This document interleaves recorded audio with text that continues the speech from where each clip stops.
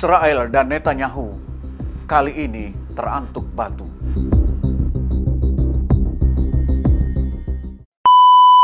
Assalamualaikum warahmatullahi wabarakatuh. Sudah kalah melawan Iran, Israel masih saja menyerang Gaza. Akibatnya, sedikitnya 16 tentara IDF disergap para pejuang Palestina. 5 diantaranya tewas dalam suatu pertempuran di Beit Hanun, Gaza Utara, Senin 7 Juli 2025, waktu setempat.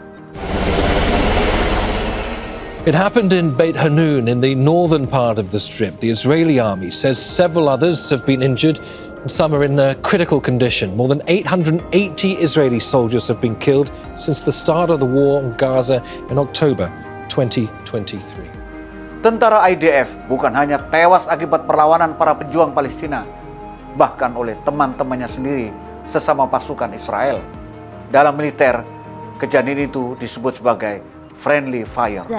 Radio Angkatan Darat Israel mengklaim lebih dari 31 tentara Zionis tewas akibat tembakan rekan sesama Israel. Sebagian tentara Israel mengalami tekanan mental selama penjajahannya di Gaza. Seorang tentara Israel ditemukan tewas bunuh diri. Ia tidak kuat menanggung trauma, bau mayat, suara ledakan, dan bayangan sahabatnya yang tewas di depan mata. Dan dia bukan satu-satunya. Dalam diam, lebih dari 43 tentara Israel memilih mengakhiri hidup mereka.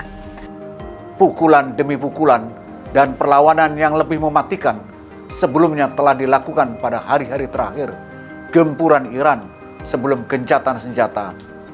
Karena upaya keras Israel membungkam media, korban dalam jumlah besar yang dialami tentara Israel tidak muncul di pemberitaan media internasional.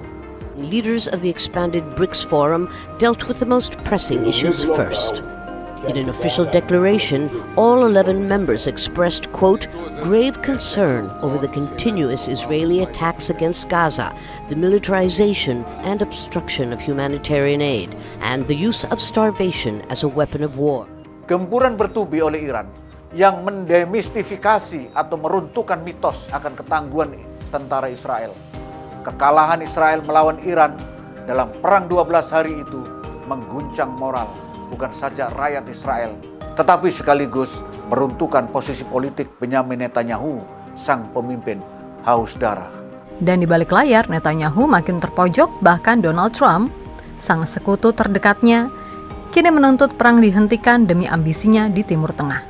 Setelah gagal membentuk koalisi mayoritas di parlemen, tindakan penjajahannya di Gaza dan serangan balik Iran memberi amunisi bagi dunia untuk terus berupaya menghentikan politik genosida oleh Netanyahu atas rakyat Palestina.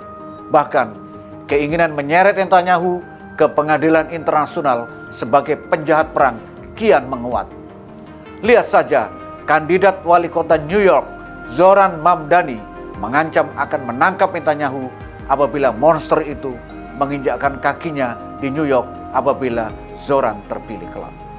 No, as mayor, New York City would arrest Benjamin Netanyahu. This is a city that our values are in line with international law. It's time that our actions are also. Even though the US is not a signatory to the ICC? No, it's time that we actually step up and make clear what we are willing to do to showcase the leadership that is sorely missing in the federal administration. Dampak buruk tindakan brutal Netanyahu di Gaza juga dirasakan oleh warga Israel di berbagai belahan dunia. Di Italia, sekelompok turis Israel diusir oleh pemilik restoran. Di Australia, sinagoga dibakar orang tak dikenal dan sekelompok orang berbuat onar pada restoran milik warga Yahudi di Australia. Sudah sepatutnya dunia mengutuk Israel dan Netanyahu sebagai bentuk jihad melawan kezaliman.